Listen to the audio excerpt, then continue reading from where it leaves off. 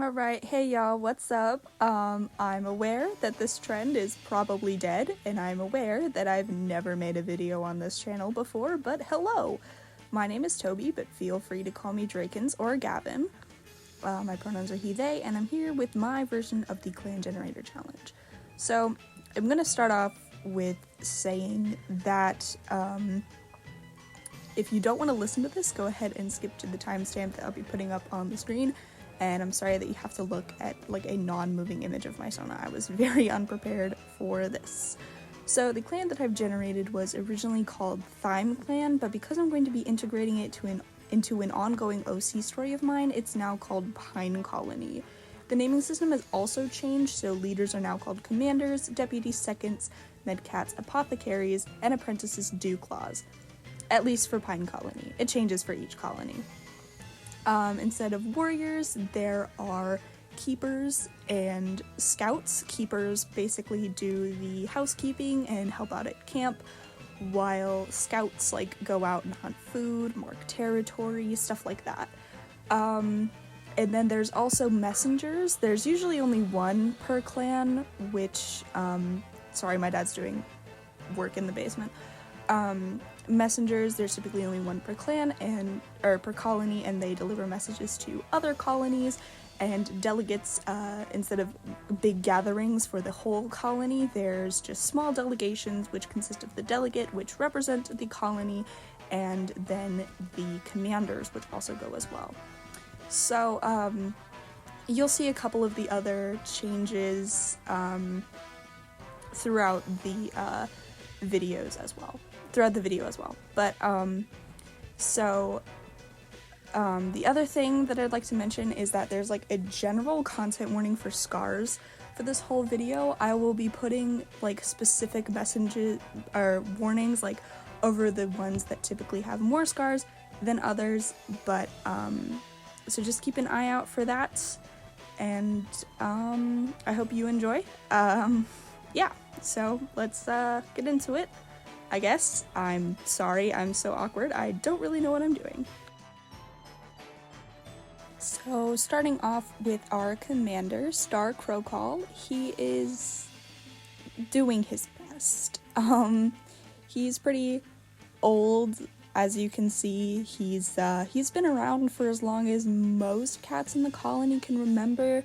I think the only cats who actually knew him before he became commander are the current elders of the clan. So he's not doing much. People are mostly just waiting for him to retire or die so Mallowthroat can take over for him. But yeah, he's doing his best. So now you have the second of the colony, Mallowthroat. She is pretty young, a lot younger than Crowcall is, and literally the whole colony likes her. They think electing her as second was a good decision. And everyone shares this opinion, except Rookheart, because Rookheart wanted to be deputy instead. But yeah, pretty much the whole colony agrees that she was a good choice to become the second. She's well liked by pretty much everyone, and she's very good at getting her colony mates to get along. So she's good for the role, and yeah. Alrighty, hi, another quick disclaimer. When I first made the art for this video, I didn't know that I would be turning it into a video, and I was having a lot of trouble drawing Shadowed Spruce like I wanted to draw her, so I traced over a piece of my old art to make it look like correct. So yeah, you will see me tracing it in the video. It is my art. It is mine. I did not steal someone else's art. I am not a thief. Thank you for understanding. I'm sorry. So, Shadowed Spruce. She is the current apothecary along with her Dewclaw Ghost. She's really just chill, very laid back. She doesn't really agree with her brother Rookheart's ideals of trying to become deputy by force. She doesn't agree with that. She actually likes Mallowthroat quite a lot, but she's just content to live with her Dewclaw and her mate Spotted Sun.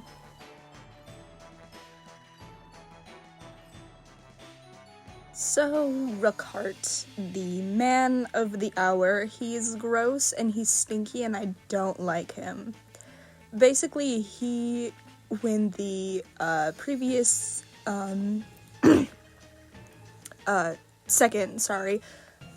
died from illness, he thought he would be chosen for some reason, and obviously he wasn't. Mallowthroat was chosen instead, and he was really, really salty about it. So now he is plotting to kill her so he can take the role, and he's forcing his son to help him with it, much to Knight's displeasure.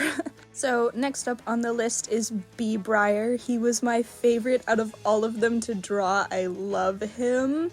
He is one of those people who seems like really kind of nervous and shy and quiet, and then when you get to know him, he like loves causing trouble and like playing pranks on other cats in the colony, and he's like the most mischievous person you will ever meet. I love him. I got so attached to him that I had to force myself not to make him a main character. I love him so much. He is literally just like me. I'm obsessed with him. I love him. So, next up is Skippertail. She is the oldest out of all of the graduated cats, just in general. She's not old enough to be an elder, though she should probably retire soon. She's a little strict, a little grumpy. She tries not to be a killjoy, but she can end up falling into the role of one sometimes. She has no mates, but her Dewclaw is Starling. And now Black Pelt. Honestly, I love her. She is really just disappointed with colony life and the role that she's been forced into. She is currently a keeper. She wanted to be an apothecary, but she was like awful at it, so she did not get the role. But she really wants to retire, but because she's so young, it would be frowned upon, and she's petrified of getting judged by her clanmates. Or colony mates, sorry. So now it's Red Storm's turn. I honestly hate how the art for this one turns out. He is kind of cocky and full of himself. Generic male, basically. He's kind of a himbo. He is currently Knight's mentor. He's pretty laid back and pretty chill most of the time. And as you can see in the text, he has a stupid, dumb crush on B. Briar that B. Briar is somehow oblivious to. Now for Shadowed Spruce. She is a loner or rogue that joined the colony when she was pretty young. She really can't remember life before the colony, even though she knows that she was a rogue that was picked up. She's currently Mallowthroat's mate and Starling's mother. She's pretty solitary and mostly just spends time on her own, as she's not the most popular cat in the colony, but she's pretty okay with that for the most part.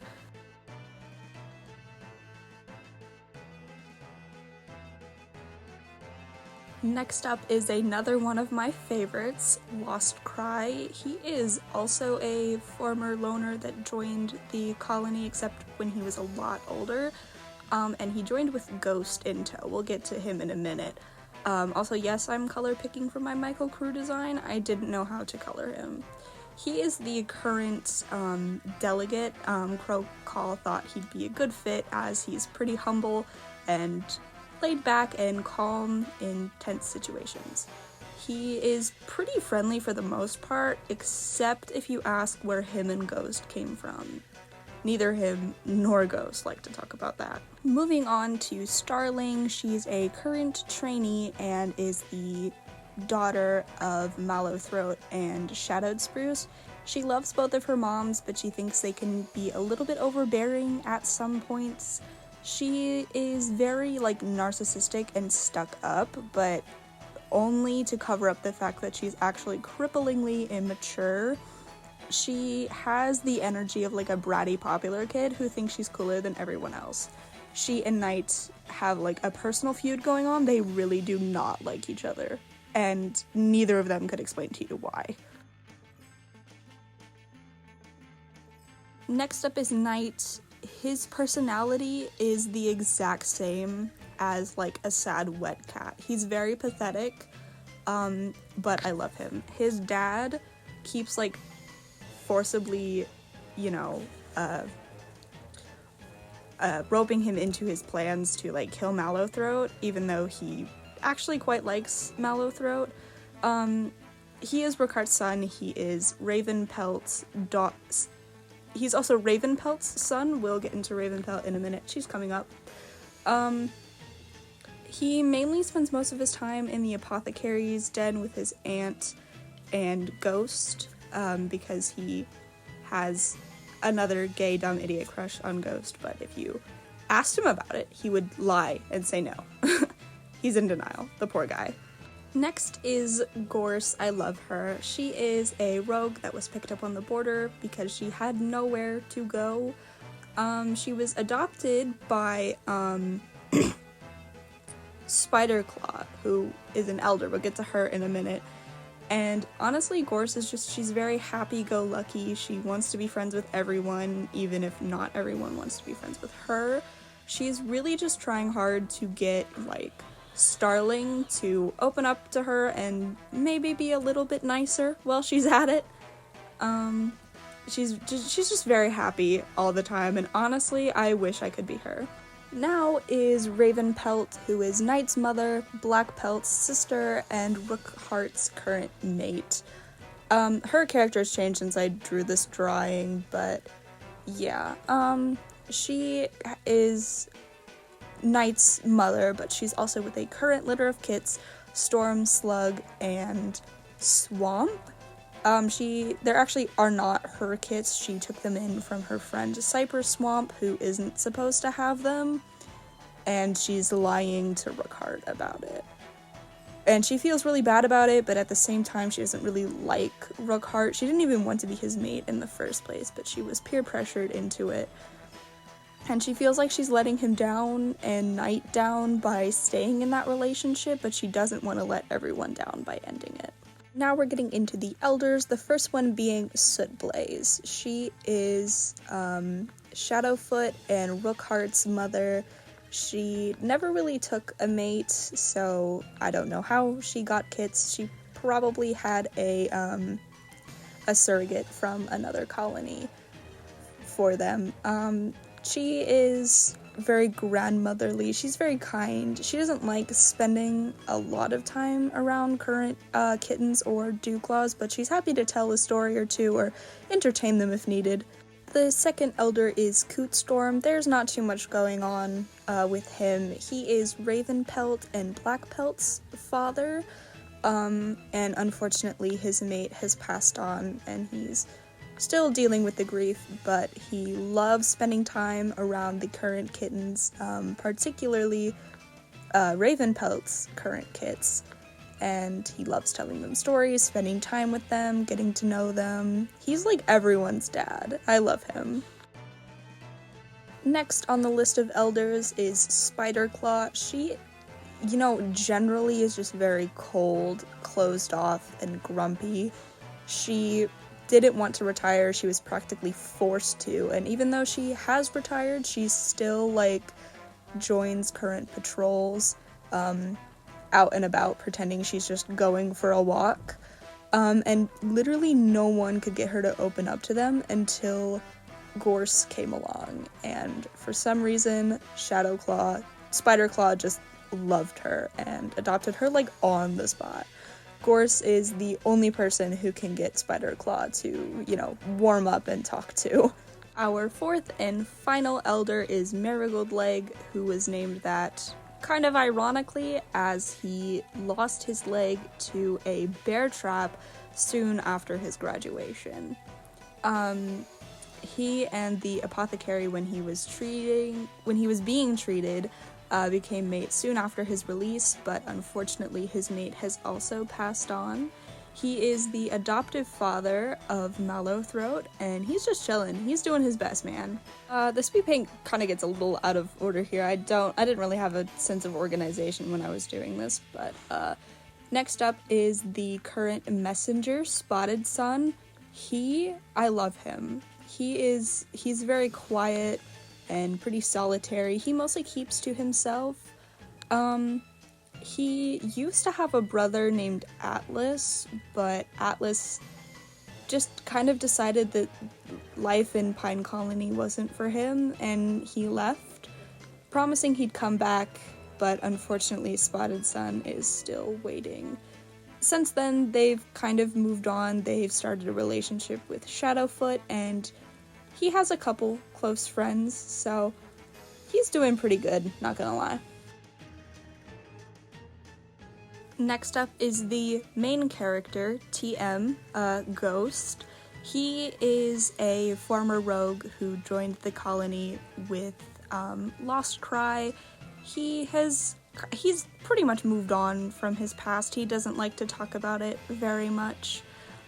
He's pretty close friends with the Knight, and he gets along pretty well with his mentor, so he's doing pretty good. He likes getting to know the apothecaries from the other colonies, and he's particularly intrigued by Whisper, the apothecary half-pelt from Moor Colony. The final Dewclaw is Speckle. Yeah, Speckle, sorry. She is kind of a mysterious case. She showed up in Pine Colony's territory, badly bleeding and wounded, missing an eye, and limping horribly, and nobody really knows what happened to her. She refuses to talk about it. She's very edgy and, well, not edgy like that. She's on edge all the time, very nervous of, just thinking something's going to happen to her, and despite everyone's constant reassurances that she is safe regardless of her past. The sketch in this one is kind of wonky, so just ignore that, but next up are Ravenpelt's current kittens, Stormslug and Swamp. I decided to just do them all at once because they are kittens for most, if not all, of the current storyline, so I figured it would kind of be pointless to give them all their own reference sheet. They are currently unaware that they are not Ravenpelt's biological children, but she does plan on telling them once they're old enough, and plans on reassuring them that she loves them regardless, as if they were her own. And finally, last but certainly not least, is Batfall, a character that I added last minute because I came up with them on the spot and thought they were pretty cool. They're currently a scout, and their preferred method of hunting is them just dropping from the trees unexpectedly, because they're a really good climber and they like being up high. They like being tall. Alrighty, so we finally got through them all. I hope that wasn't too unbearable to sit through. Sorry, I'm not used to making videos like this, or at all, and this wasn't scripted. And also I'm sorry that the video quality is so bad. Ibis's auto recorder sucks, and I had to slow it down because some of the videos were too long. So yeah, goodbye. I hope you all have a wonderful rest of your day or night, depending on where you live, and thank you for watching if you're still here.